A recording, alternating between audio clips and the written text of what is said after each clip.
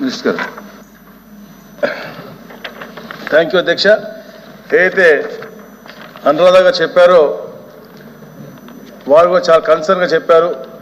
వారి భూపత్రాలు ఎవరైతే రైతులు ఉన్నారో వారి భూపత్రాలు లేకుండా అప్పులు చేసి బానిసల్లాగా మార్చే విధానం అన్నీ కూడా అంతం అవ్వాలని చెప్పే లక్ష్యంతోనే ఈ యొక్క టైటిలింగ్ రద్దు చేయడానికి ప్రతిపాదన చేయడం జరిగింది అధ్యక్ష. అలాగే ఏదైతే సోదరులు పెద్దలు లక్ష్మణరావు చెప్పారు అధ్యక్ష, 596 ఫ్రీ హోల్డ్ గురించి చెప్పారు అధ్యక్ష. గత ప్రభుత్వం ఎన్నో చీకటి జీవోలు తెచ్చింది అధ్యక్ష. ఎలాగైతే టైటిలింగ్ యాక్ట్ 512 అట్లాగే ఇది కూడా 596 తెచ్చారు అధ్యక్ష.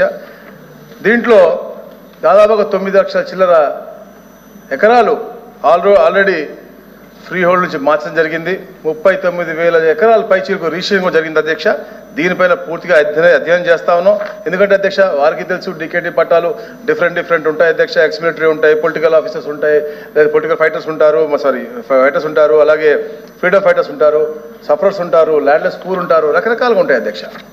ఇవన్నిటిపైన అధ్యయనం చేసి జెన్యూన్గా 20 years నుంచి వాళ్ళే ఉన్నారా లేదా అనేది చూసి అయినా కానప్పటికి కూడా ఇంకా 3-4 సంవత్సరాలు ఉన్నప్పటికి కూడా వాళ్ళు ఇచ్చినటువంటి పరిస్థితి మనం చూసాం అధ్యక్ష. దాని మీద ప్రత్యేకంగా శ్రద్ధ పెడతా ఉన్నాం. గౌరవ ముఖ్యమంత్రి గారు ప్రత్యేక ఆదేశాలు కూడా ఇచ్చారు.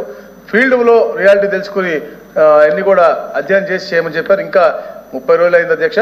తప్పకుండా త్వరగా మేము అన్ని కూడా చేసుకుని మీకు సరైన సమయంలో సరైన ఆన్సర్ కూడా ఇస్తాము. అలాగే ఏదైతే SEZలో 5 years నుంచి అంటే గత 5 సంవత్సరాలు అధ్యక్ష ఏదైతే చూసామో మన పరిపాలన ఎక్కడ కూడా పెట్టుబడిదారులు ఎవరు ఈ రాష్ట్రానికి వచ్చే విధంగా లేనటువంటి పరిస్థితి. ఇప్పుడే మా ఫైనాన్స్ మినిస్టర్ గారు కేశవ్ గారు చెప్పారు.